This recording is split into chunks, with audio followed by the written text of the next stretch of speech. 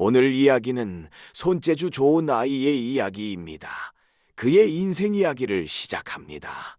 1960년대의 시골 마을은 고요했지만 제 마음은 언제나 분주했습니다.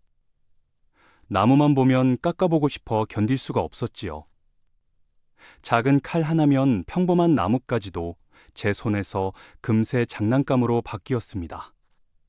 친구들이 좋아할 만한 새총이나 작은 강아지 모양을 깎아내며 혼자 흐뭇해하곤 했습니다. 당시 집안 형편은 넉넉지 않았지만 제 손끝에서 태어난 장난감은 그 무엇보다 귀한 보물이었습니다. 제가 만든 새총은 동네 아이들 사이에서 큰 인기를 끌었습니다. 친구들은 차례를 기다리며 하나만 만들어 달라고 조르곤 했습니다. 어떤 아이는 그걸로 참새를 잡아 자랑하기도 했지요. 아이들의 웃음과 뛰노는 발자국 소리는 가난했던 시절을 환하게 비추는 등불 같았습니다. 그 순간만큼은 가진 게 없어도 세상이 넉넉해 보였습니다. 제겐 어린 여동생이 있었는데 그녀는 소꿉놀이를 무척 좋아했습니다. 저는 여동생을 위해 나무를 깎아 작은 그릇이나 접시를 만들어주곤 했습니다. 여동생은 그것을 손에 쥐고 친구들과 밥 먹자 하며 해맑게 웃었습니다. 그 모습을 볼 때마다 제 가슴은 뿌듯했고 제 손재주가 누군가의 세상을 더 즐겁게 만든다는 걸 깨달았습니다. 어머니는 늘 저를 지켜보셨습니다. 칼날이 손가락을 스칠까, 혹여 다치지 않을까 노심초사하셨지요. 하지만 그 눈빛에는 염려만이 아니라 자랑스러움도 함께 담겨 있었습니다. 어머니의 따뜻한 사랑과 걱정이 뒤섞인 시선은 제 어린 날을 든든히 지켜주었습니다. 겨울이면 마을 아이들은 눈싸움을 하고 커다란 눈사람을 만들며 즐거워했습니다. 저는 달랐습니다. 단순히 눈덩이를 굴리지 않고 작은 칼이나 나무 막대를 이용해 눈을 조각했습니다. 토끼 모양, 병정 인형. 아이들은 제 작품을 보며 감탄사를 터뜨렸습니다. 비록 금세 녹아 사라졌지만 제겐 그 순간이 예술처럼 소중했습니다. 제 친구 중 한 명은 아버지가 막걸리를 비접하셨습니다. 그 집에서는 막걸리를 걸러내고 남은 찌꺼기를 간식처럼 나누어 주곤 했습니다. 저는 그 덕분에 종종 허기를 달랠 수 있었습니다.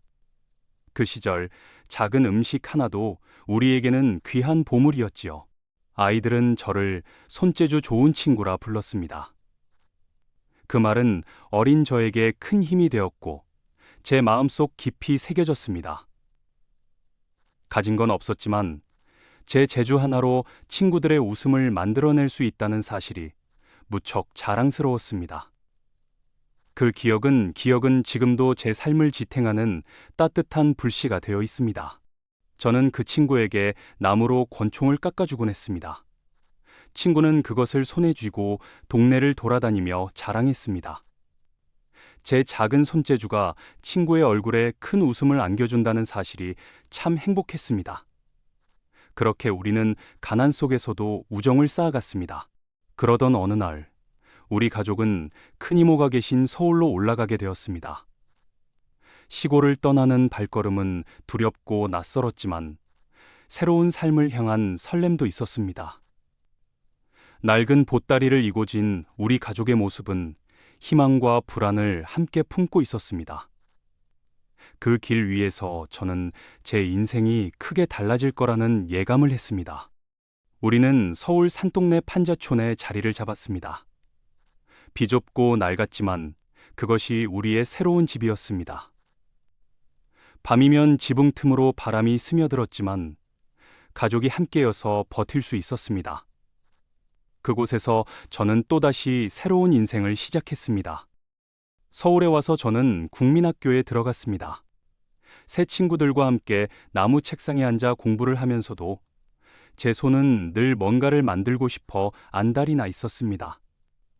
쉬는 시간이 되면 작은 나무 조각이나 종이로 장난감을 만들어 친구들에게 보여주곤 했습니다. 서울 아이들은 저를 신기하게 바라보며 금세 친구가 되어 주었습니다. 그렇게 저는 새로운 도시에서도 제 재주로 자리를 잡아갔습니다. 아버지는 생계를 위해 리어카를 사셨습니다.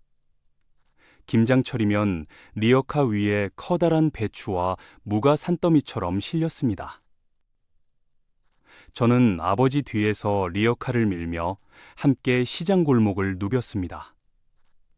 무거운 짐이었지만 아버지와 함께라는 사실이 자랑스러웠습니다. 사람들은 저를 효자라며 칭찬해 주셨고 어떤 분은 용돈까지 쥐어주셨습니다. 아버지는 언제나 땀에 젖은 얼굴로 웃음을 잃지 않으셨습니다. 목에 두른 수건은 땀으로 흠뻑 젖어 있었지만 아버지의 눈빛은 언제나 따뜻했습니다.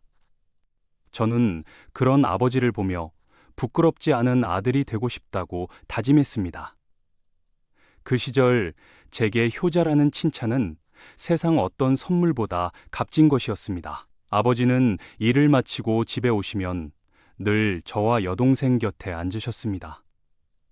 판잣집 좁은 방이었지만 그 안에서 아버지는 옛날 이야기를 들려주셨습니다.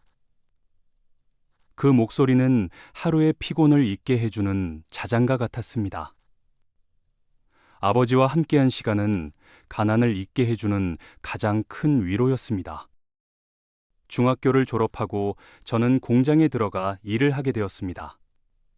거대한 기계 소리에 귀가 멍멍해지고 무거운 공구를 나르는 일은 어린 몸에 벅찼습니다. 손에는 굳은 살이 박이고 밤마다 온몸이 뻐근했습니다. 하지만 저는 묵묵히 버텼습니다. 그게 가족을 위한 길이었으니까요.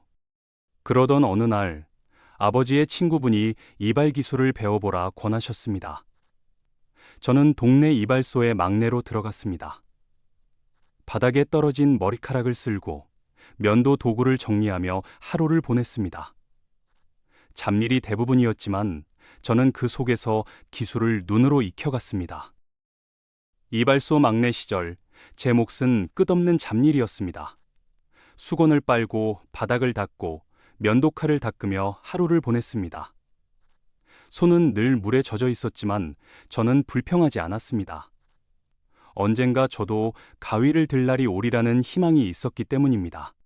제가 20살이 되던 해 사장님은 말씀하셨습니다. 오늘부터는 너도 손님의 머리를 잘라보아라. 그날 제 손은 떨렸지만 마음은 벅차올랐습니다.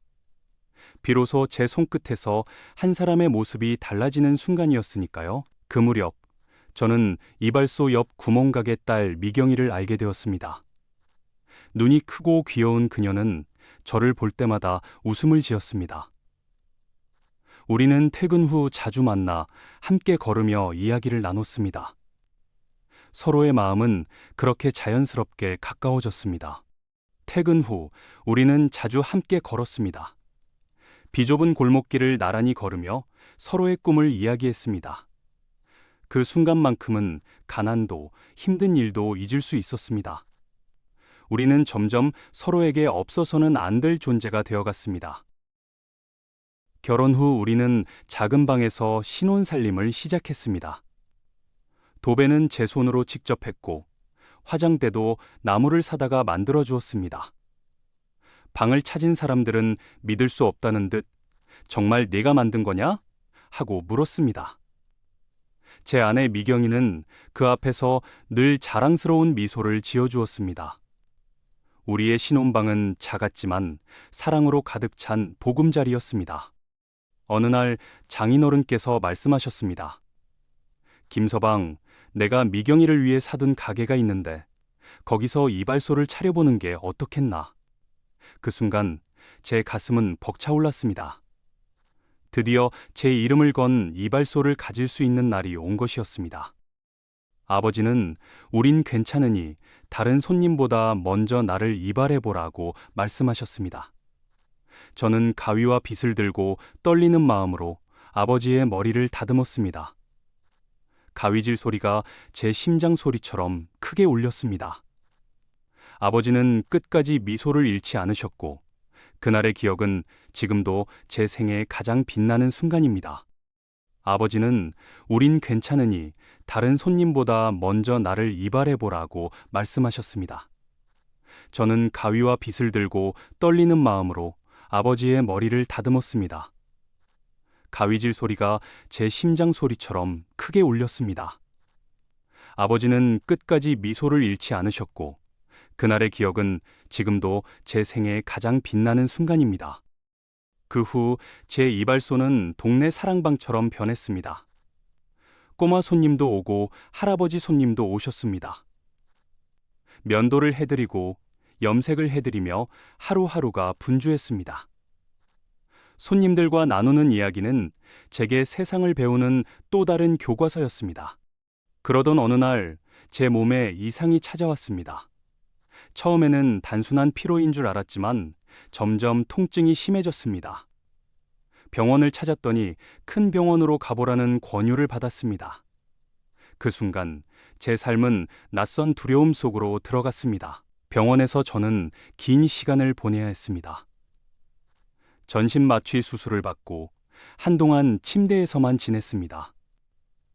아내 미경이는 제 곁을 지키며 눈물을 감추려 애썼습니다. 그 시간은 제 인생에서 가장 길고 무거운 시련이었습니다. 몇 달의 투병 끝에 저는 다시 가위와 빗을 잡았습니다. 가위를 쥐는 순간 살아있다는 사실이 그저 감사했습니다. 다시 손님의 머리를 다듬으며 저는 새로운 삶의 의미를 깨달았습니다. 건강하게 일할 수 있다는 것이 얼마나 소중한지 몸으로 알게 되었습니다. 저는 건강을 되찾기 위해 매일 아침 빗산을 올랐습니다. 숨이 차고 다리가 아파도 포기하지 않았습니다. 5년 동안 산을 오르며 제 몸과 마음은 단단해졌습니다. 그 덕분에 다시 이발소에서도 힘차게 일할 수 있었습니다. 하지만 병은 다시 찾아왔습니다. 이번에는 더 깊고 무겁게 다가왔습니다. 사람들은 이번엔 힘들 거라고 했고, 저 역시 낙담했습니다. 그러나 포기할 수 없었습니다. 저는 다시 한번 싸워야 했습니다. 하지만 병은 다시 찾아왔습니다. 이번에는 더 깊고 무겁게 다가왔습니다. 사람들은 이번엔 힘들 거라고 했고, 저 역시 낙담했습니다. 그러나 포기할 수 없었습니다. 저는 다시 한번 싸워야 했습니다. 그러던 중 제 아내 미경이가 불의의 사고를 당했습니다. 장을 보고 돌아오던 길, 횡단보도 위에서 달려오던 차량에 세상을 떠나고 말았습니다. 그날 이후 제 삶은 한순간에 무너져 내렸습니다. 사랑하는 이를 잃은 슬픔은 병보다 더 깊게 제 가슴을 파고들었습니다. 집은 텅 비었고 제 마음도 텅 비어버렸습니다. 아이들은 이미 각자의 삶을 찾아 떠났고 저는 홀로 남았습니다. 저녁이 되면 이발소 문을 일찍 닫고 집으로 돌아왔습니다. 식탁에 혼자 앉아 밥을 먹고 다시 아침이 오면 산에 오르고 이발소에서 하루를 보내는 반복된 시간. 그 일상은 고요했지만 쓸쓸했습니다. 사랑하는 아내가 없다는 사실은 제 삶의 공허를 더욱 크게 만들었습니다. 그러던 어느 날 산에 오르던 길에 잠시 벤치에 앉았습니다. 그곳에 빨간 케이스에 든 휴대폰이 놓여 있었습니다. 30분을 기다려도 주인은 나타나지 않았습니다. 저는 휴대폰 안에서 땅땅 미용실이라는 명함을 발견했습니다. 그 순간 제 삶에 새로운 인연이 찾아올 것이라곤 상상도 못했습니다. 저는 미용실을 찾아가 휴대폰을 전해드렸습니다. 그곳에는 날씬하고 단아한 60대 사장님이 계셨습니다. 그분은 두 손을 마주치며 "맞아요. 이게 제 거예요." 하시며 크게 기뻐하셨습니다. 저는 그 자리에서 커피 한 잔을 권유받았고 작은 인연이 대화를 만들었습니다. 알고 보니 우리는 같은 고향 출신이었고 비슷한 아픔을 가진 사람들이었습니다. 우리는 함께 등산을 다니며 건강을 되찾고 서로의 이야기를 나누었습니다. 혼자가 아니기에 밥도 맛있었고 하루하루가 새로웠습니다. 나이 70을 넘어 이렇게 좋은 친구를 얻을 줄 몰랐습니다. 삶은 고단했지만 그 안에는 늘 감사할 이유가 있었습니다. 저에게는 일이 있고, 친구가 있고, 가족이 있고, 무엇보다도 마음이 통하는 벗이 있습니다. 이발소에서 흘러나오는 가위질 소리와 웃음 속에서 저는 여전히 행복합니다.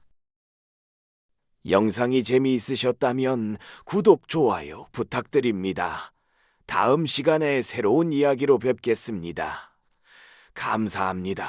건강하셔요. 노을빛 라디오